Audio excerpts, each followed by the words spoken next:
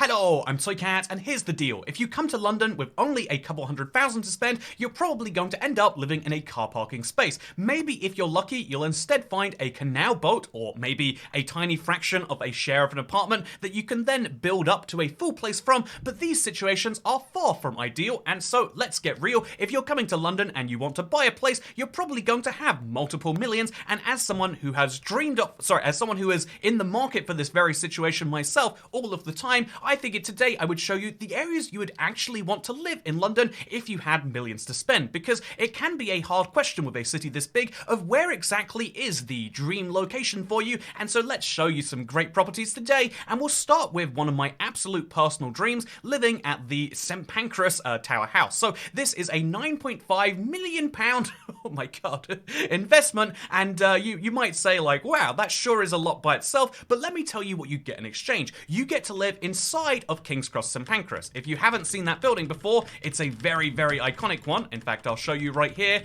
There we go. This is the building. It's one of the UK's most iconic train stations, and so to live here, not only with your own private car parking space in case for some reason you want to drive to the train station, but also you'd get to have right outside your door trains which can go straight to Paris, straight to the north where all the street urchins live, or straight to any of these global places. That is incredible. Waking up and knowing that your check-in closes in 5 minutes, but it's not a big deal because you live here with these views over the city is incredible, but also you get to have this fun mix of it's a apartment, so you've got all the security of that, you're on the 5 floors up, no one's going to break into your place while you're gone, but also you have this really old kind of period property style with these super old-timey fittings, and I think that would be really fun. The one downside that I have found after looking into this and seeing, wow, look at all of this space, you ever see a dining room this big, by the way? But the one downside I found of this is that it does come with incredible service charges, so you pay £50,000 a year. That's just under £5,000 a month, just over £4,000 a month, and so in addition to your £52,000 556 mortgage, you also have to pay effectively rent of £4,000 a month just to continue to hold your apartment, but you would get 2 parking spaces, not one, sorry, 2 whole parking spaces, which to me is the absolute dream. This place looks incredible, and if I had £10 million drop on my lap, so if I were to reinvest 10,000 of my pounds, maybe cut down on my private jet flying and reduce the maid service down from 3 times a day to once every couple hours or something like that. I feel like we could go real far. Wait, every couple hours is more than 3 times a day, so I mean to say that actually I would have to cut down my maid service to just once every day. It would be terrible, but I could make do for a place this good. However, I feel like 10 million on the upper end of the budget might be a bit much to spend because there are so many parts of London where the most expensive property comes nowhere close to 10 million. I know that people always focus on the places where you can spend that amount basically on every single street, and when you get to Knightsbridge in Kensington, you see that basically everywhere. Places that look so non-assuming, like this place looks actively crowded. This looks like there's too much furniture and that the place is too small, but it costs £10 million because of the postcode, but instead of finding places like this, which, okay, to be fair, it's on 2 floors and it is a pretty big space, that feels like a bad use of 10 million, when if you just come a little bit to the east, you could buy the very best place in, say, the London Bridge or Borough Market area, one of the oldest continuously existing markets in the world, and you could buy this place right here. It costs 3.95 million, so you wouldn't have to worry about trading in one of your Lamborghinis or, making sure that you don't wear 7 watches outside the house, or you wouldn't have to make these lifestyle cutbacks, and you'd have a view from your house, if you open the back doors, onto the River Thames. Look at that. That is seriously the backdoor view. You might worry like, oh, is that safe to just have like a river behind your house? And funnily enough, because London has one of the biggest and most extensive river protection projects, the odds of it ever going over means that there's going to be £1 billion of property damage, and so it's probably not going to happen in your lifetime, and if it does, well, everything else you own is probably gone too, so it's all great. Anyway, so looking around this space, you can see it's got some of the best interior design that I've ever seen. This was an apartment designed by a man, as you can see, or rather, I guess by a sad man, you might want to use the word. They've got a gamer setup. You just have to put an Xbox on this table, a little monitor there, and honestly, you could live pretty happily that way. Looking at the floor plan, you can see one of the wildest layouts I've ever seen in a place. So there's a bedroom here on the right side, there's a bedroom here on the left side, which is by the window to the Thames, and then there's just a giant open space for the rest of the place. Indeed, there's also the second floor, which it took me forever to work out, how do you get here? There's a door outside of storage, but it doesn't doesn't link to the rest of the house anywhere, but I worked it out. There's a staircase here, and there's a staircase here, and so I tried to look for it in the pictures. I couldn't see it until I realized it's this. This is the staircase. You have to lower. It's a ridiculous style trapdoor from some weird warehouse, and yeah, you can live in a former warehouse, now a cool house, with a fairly nice bathroom. I think this is great. I think this is nice. I feel like the bedrooms, like it's basic, but it's still huge because this is a ludicrous amount of space, and you would be facing onto this street. This is so cool in my opinion. You'd be able to walk to Borough Market for lunch every single day, but I guess if you have 4 million, maybe that's not appealing to you. But yeah, one of the interesting things to me is it says it has secure parking, but if you look at the actual address for this place, like it's on Clink Street, if you actually look on Clink Street in London, I'm looking in Argentina right now, but if you were to look in Clink Street, you'd see something very, very interesting, which is that it doesn't have any real car access. If I'm not mistaken, this is the Clink Street. I hope I'm not getting... Yeah, I'm pretty sure it's this one over here, and so I have no idea... oh no, it's over here, right? This would be Clink Street. I have no idea whatsoever how you would even drive a car onto this. I guess you drive up here and on there, and then you're on the main road. But yeah, are there people regularly driving on this? No, I don't even know how the Google car got here. Oh, look at that. So this would be your front door, one of these buildings right here. It's incredible, but I also question how any of that actually works. You have to arrange every time you want to get a car in and out of there.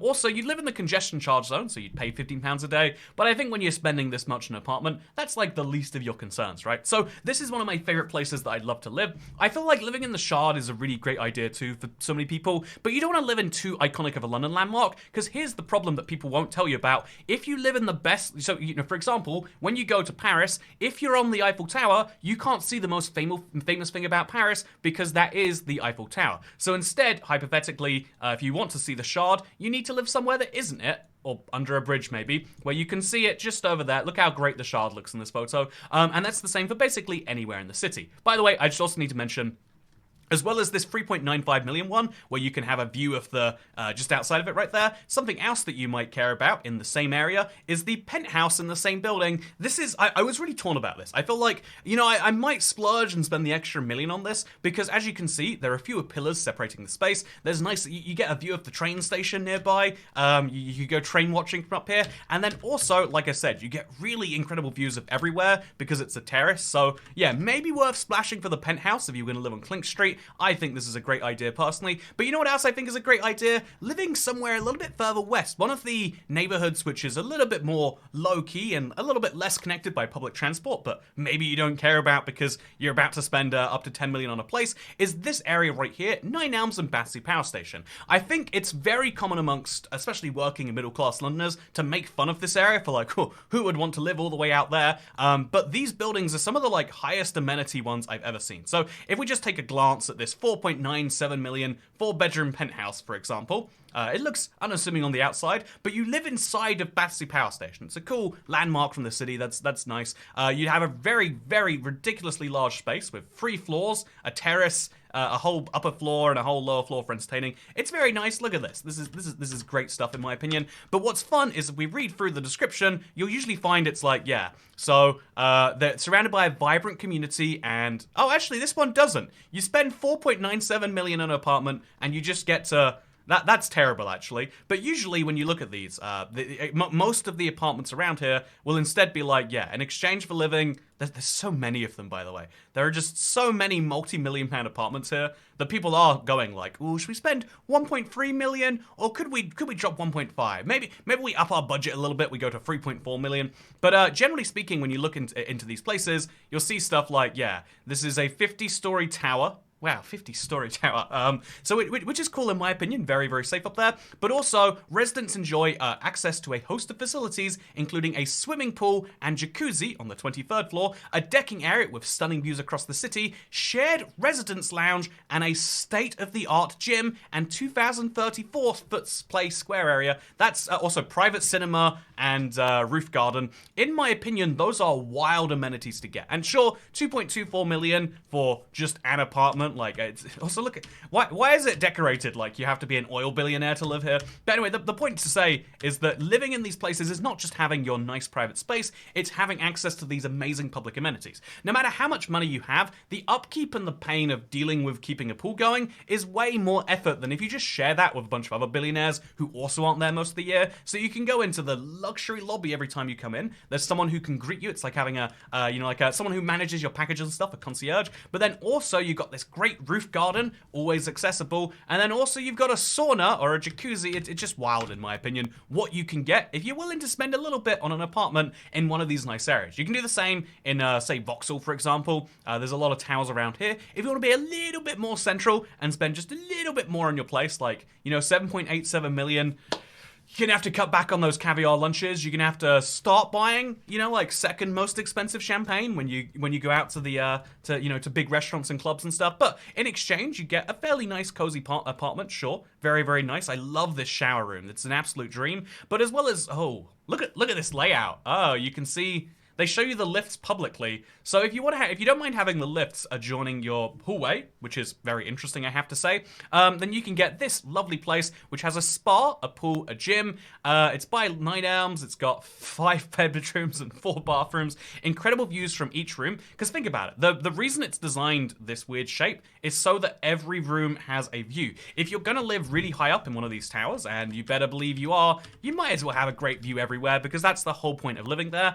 That's pretty cool, in my opinion. I personally would rather spend 3 mil and then have 5 mil to spend on decorations and, I don't know, caviar lunches, private jets and all that noise. But, everyone gets to pick their own thing. But personally, I do think that the actual dream place, when I was looking to buy my multi-million-pound mansion, actually, technically speaking, hypothetically, is 0.1 million multi-million. Like, there's 1 million is not multi-million, but 0.9 million. That's 0.9 millions, right? I have 0.9 cats versus I have 1 cat. Don't ask what happened to my 0.1 of a cat. But anyway, with that said, this is if you look right here, you can see that we've actually got one of the best located apartments, in my opinion, and also not ridiculously expensive. This one right here is only 2.3 million. Oh, you can't, there's no photos. It's in zone 1, that's enough to sell it by itself. You don't need a floor plan or details of the lease, just know it's got AquaClean bathroom technology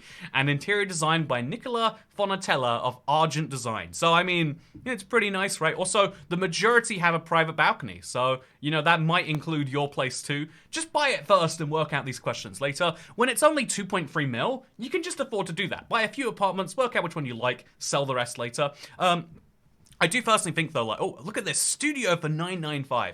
So this is a little bit pleb living. I know, £995,000. Your friends will think that you're not even a millionaire. Wow, this is incredible for $995,000. See, this is a great example in my opinion of like the trade-off between if you don't mind giving up space, you can have all of the incredible benefits. So, inspired by hotel-style living, TRCRW Soho treats its residents to a life of luxury. Each block has its own entrance and hotel-style reception foyer, which is really, really fun. You get to imagine you live in a hotel, and you would presumably have access to all the usual apartment amenities, and hotel amenities, and it's in a really cool location that someone would want a hotel. You could use this as an Airbnb if you're not in it, if you care about generating income. Oh, imagine being a poor and having to work for your money. But, you could do that if you really wanted to. Hire an Airbnb manager, have them live in there sometimes, maybe. It's a really, really fun idea, in my opinion. And also, by the way, what a weird concept here.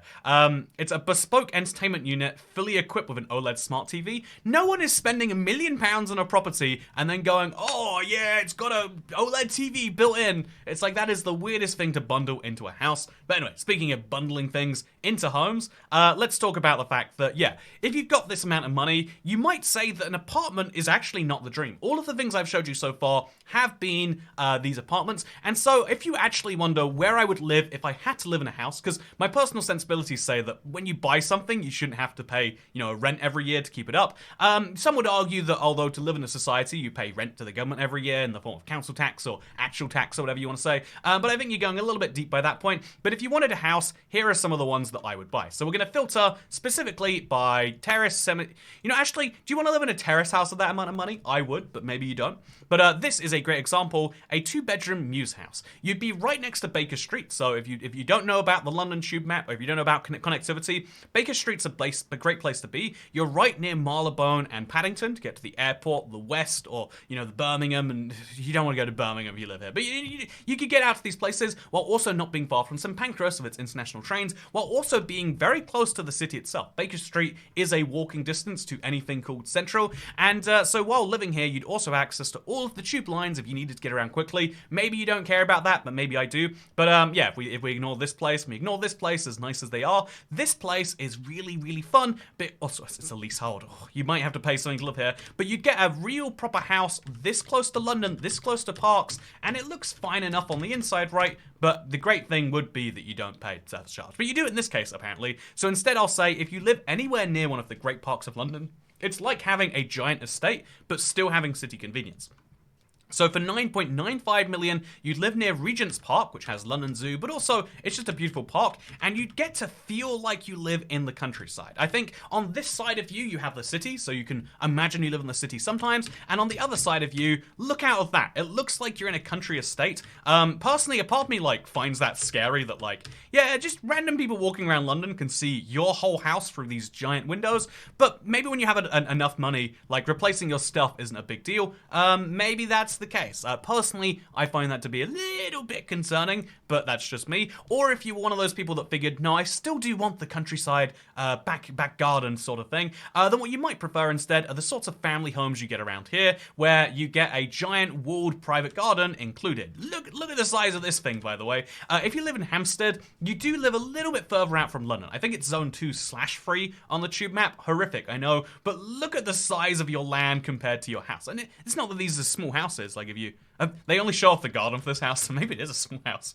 It looks decrepit, genuinely. It looks like it's broken down, and for 3.5 million, I guess you could build a new one, although I think it said it's grade 2 listed. So you're not, oh, that was the last one. So this isn't grade listed, and so you can just build a new house, make a prettier one, kitchen, bedroom, reception. This is such a vault.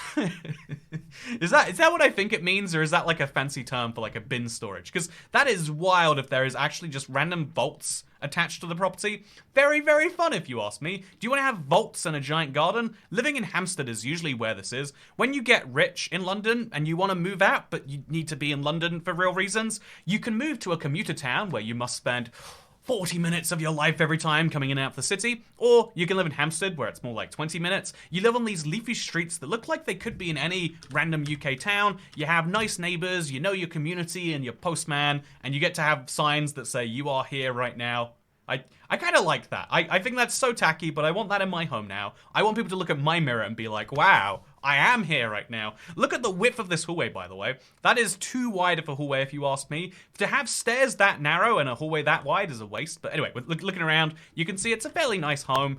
You can imagine yourself living here, and then also you get that great private leafy space. But again, to me, oh, look at this. To me, that's not the biggest sales point. Although, look around this place. It really is something incredible. This is actually a very tiny garden. Yeah, compared to the last one. Look at that. That garden's barely the size of the house. What's even the point of it, I would say. Also, there's a wine cellar. That's fun. You get to have all these amazing amenities you usually get to have in the countryside, but you can just spend a bit more to have them in London. And so I would say those are your real choices if you've got a lot of money. I think a lot of people might prefer going even further out and getting a bit more of that maximization process. Usually you're talking about Richmond or Twickenham by that point. And just to give you a random example, still be, close to be Richmond Park or something like that, you can spend only 1.5 million and get a fine looking townhouse, and then behind you is Richmond Park, which might be, although not on this one. You don't get any private green space in this one. But yeah, you get to have these more out of London feelings while still officially being in London, being a 25-minute train or a tube journey into the centre. But ultimately, yeah, when it comes to living in London, you basically have to decide if you've got all the money in the world, you still don't get to have everything all of the time. You either get to have the most central location, but you have huge upkeep fees. You either get to have a really, really nice, lower upkeep fees, lower prices, really good location, but not the very best. Living on the south side of the river, that's where the poors live, I think you'll find. And so, yeah, you get a nice discount in exchange. or you can live slightly further out, get more traditional expensive houses, but then you're still living 20 minutes from where you probably need to be. So there is still, even at the 10 million point a trade-off, honestly, even when you get to the, let's set our minimum price to 20 million, even by the time you get to 20 million pound properties, you know, the things that me and you, fellow millionaires, can aspire to once we sell our fifth company and, you know, leverage that to buy a sixth one. But you can start to buy things like, yeah, the 30 million pound house, which, you know, it's nice looking and everything, but it still comes with a lot of it still comes with a lot of trade-offs in the form of the fact that, yeah, this one is in Mayfair, which is nice, so that's wonderful. But driving to and from it is a nightmare because you're so central that to get out from Mayfair to anywhere else takes a minimum of an hour. To get from Mayfair to any border of London where you can then drive to the real places takes a while. You can't catch a private jet from there. You can't even catch a decent train. You do have to commit to spending a lot of your time in fancy Rolls Royces stuck in traffic because that's the reality of living in Mayfair. But, you know, with a private swimming pool, maybe you just don't leave the house. Sorry, I want to look through more of this. Look at this. Look at this bathroom. This is ridiculous. Do you need to look like you're going into a session to imagine some new music, or you got some philosopher in your bathroom? I don't think you do. Do you need a day bed outside of your own private pool? I don't think you do. But if you have 30 million pounds in Mayfair, then apparently you do. This really is wild, huh? Anyway, with that said, I feel like if I lived here for a week, there'd be random junk in this corner. There'd be, you know, this table would have milk stains on it. It'd be terrible. So with that said, hope you all enjoyed this video. And now, hopefully you know where to live in London if you've got some money. One of my favorite things to talk about in this channel is London and some of the weird things about it. And I actually want to do like a more entry-level guide, you know, for some of the... I know some of the people who watch this channel are just thousandaires. Oh, sorry, it makes me feel sick to imagine. But there are some people who watch this channel who are more reasonable and would like to know, like, if you're moving to London or you're trying to pick an area, where is a good spot? And it's one of those things that when you pick up local knowledge, you know, for example, like, oh yeah, well, artsy over there, or, you know, cool over there, where it's more old money and more safe there versus, you know, starting to know these tiny things means that rather than just seeing a price point or rather than just seeing a tube map or whatever else you're looking at, using these information points together can help maybe someone out. So let me know if you'd like to see that. But for now, third channel, don't care. Have a great day. And I don't know, hope you have a good one. Yeah, nah, that's good. Have a good day. Bye.